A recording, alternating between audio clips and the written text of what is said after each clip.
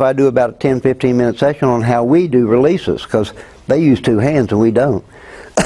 Pardon me. So I want them to grab my hand. I just pray they will. You don't want my stuff, hoping they'll grab me, because from that point on we've got a pretty good chance of control. Pretty good. Especially if you take some of the stuff that Russell gave you earlier and you really understand it and apply it. And I'll show you one last thing because I just think it's cool. This is probably him. Who's a really strong guy besides him? I know how strong Robert is because, you know, he hurt me. Wait, just a minute. This just amazes me.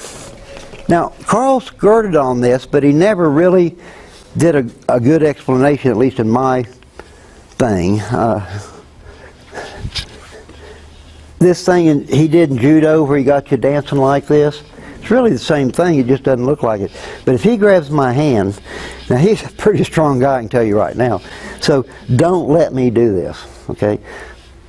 Well, I can't. There's just no way. And if I do this, I can't either. But if I do this, just like, stop it. If I just start fluttering this, I don't care how strong he is. Isn't that weird? You can use both hands if you want to. Oh. Now, if I try to muscle him, or if I just try to cock this wrist like Carl taught us, it's not going to work. But if I can get this fluttering, he can't stop it. That feels weird, doesn't it? Mm-hmm. Feels weird to me too. Thank you. But I'm just doing this. Now, if you put any tension in that, forget it. It has to be completely limp. Is that the weirdest thing? I want you to try that too. And if you'll stay limp, I promise you can do it. Do we have our pink board? Huh? What? Do we have our pink board? It's somewhere. It's pink gi. The pink gi with the Well, black yeah, well, the friend just had a board. I had a black boa for an obi, thank you. And you can do that with both hands. It's the same principle as every time you step, you adjust the weight and all. Well, every time you do this, how many of you remember the theory of perpendicular lines? Not the theory, but the principle of perpendicular lines. You know where we did this parlor game and unbendable arm parlor game? It taught us the fact of perpendicular lines. Well,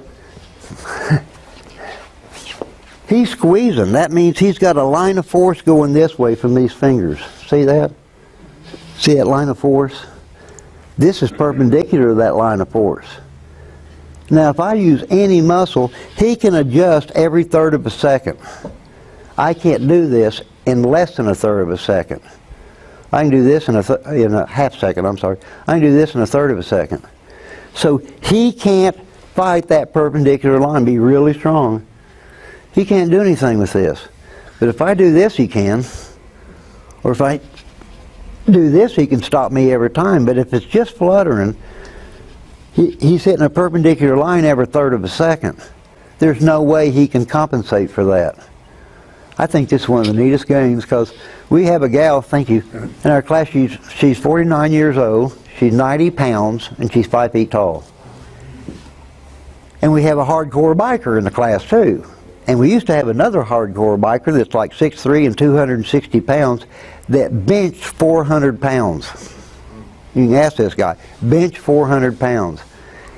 And basically he quit. And it took him 3 weeks to be honest with me. He had some health issues too. I mean, he had to quit anyway eventually. But when she started doing this, he absolutely couldn't deal with it. She can't do that. Well, kind of looks to me like she is doing it. And he absolutely, I mean, it just shook him up. Well, I'll just grab both of her hands. Well, that's a bad mistake, because she can flutter both of them. So, and I love that guy. He's a really good guy, and he had health issues. He'd have been quitting anyway. But he absolutely said, you know, I can't go back. It's just too embarrassing. Well, that's sad. I mean, that's really sad. Embarrass me anytime you can if you'll teach me something. I don't mind being embarrassed if I can learn something.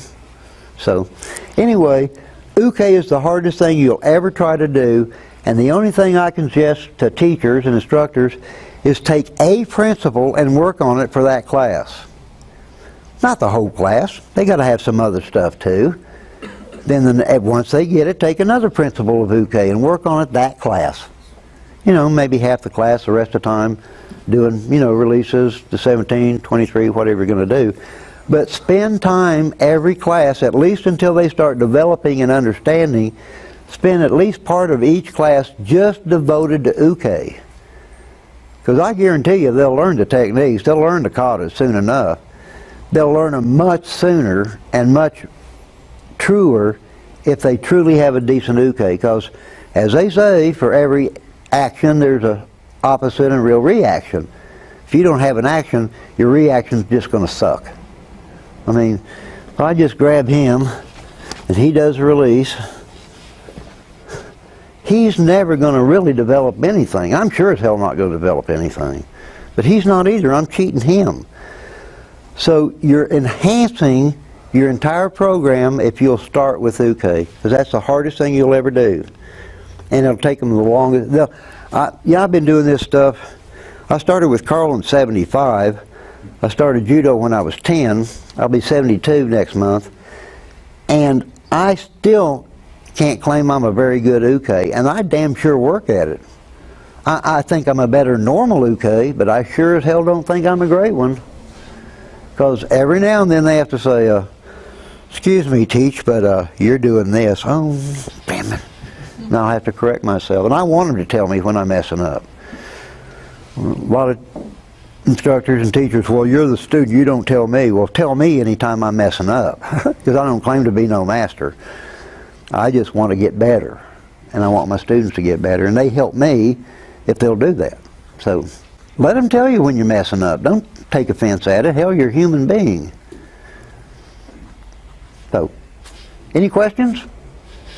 If you have anything you want to address to uke, and I'll be happy to answer it. Might not be able to. But if you have anything concerning uke, please ask now. Now, if you would, take some of these things and experiment with them. In particular this. Because I just think this is so cute. So I'm happily married. So, but these other aspects, try it. Try it. And I was amazed. The last time I went to Houston, I was actually embarrassed. And I'm not putting people down. I try not to ever do that. And I'm not putting these people down at all. But when I go up with an 8th Dan that doesn't know how to do the releases, that bothers me. Bothered me a lot. And not because I'm a higher rank, has nothing to do with it. I happen to be a 10th, but that has nothing to do with it. When I attacked him, and he said to me, oh, no, you have to do it this way. Well, now let me tell you, name me one mother here that's ever been in a street fight, the guy squares off with you, and you say, just a minute, I want you to attack me like this. Let me know if that ever happens. I want to put it on a calendar. You know, because that don't happen. And I've been to a lot of schools that do that. I bet some of you have been to schools that do that. Stuff like, oh no, your foot should be there. Well, how tall are you? How heavy are you? How old are you? What gender are you? Do you need to take a dump? I mean, there's 1,000 factors. Well, what they get is, they might know the technique beautifully. They have no damn idea what the principle is. So be aware of those things. I bet you Jim, I bet you everyone in here realizes and does work where you're concerned with the principles. The technique will take care of itself. You can't predict what size a guy is going to jump you or how heavy a guy is going to jump you. But if you have the principles intact, you don't care. You don't give a damn. You just move.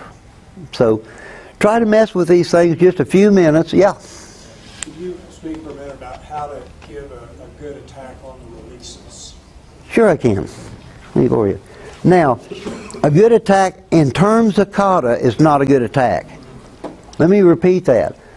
This is true of the 17, it's true of the 23, it's true of the releases, kata dai ni, it's true of any of it. A true attack in kata is not a real attack. And here's what I mean by that. To learn and to block in these releases, in my opinion, and I'm not saying I'm right, I'm saying the way I do it, I want them to work square. And I want that foot and this hand to touch at the same time. Just let me grab you and don't move. Okay. I want that to happen at the same time. But see this foot? Watch my left foot. That's what I very seldom see when I travel around different schools. What I see is, now do the release. In other words, subconsciously, my body knows it's going to wind up there. So it's a tiny pause, but I just kind of pause to drop. Now, watch this one. Real slow and relaxed. See how big that step was? Well, the reason is, don't move, I intended to do this. Move both feet so that I'm stable. But if he breaks me here, this step becomes this step. Can you see that? And I want y'all to experiment with this too, just for a couple of minutes. Because that's true of this, it's true of the 17, it's true of the 23. We subconsciously start defending ourselves when we're supposed to be the attacker. That's human nature. Nobody wants to give up their balance and their control.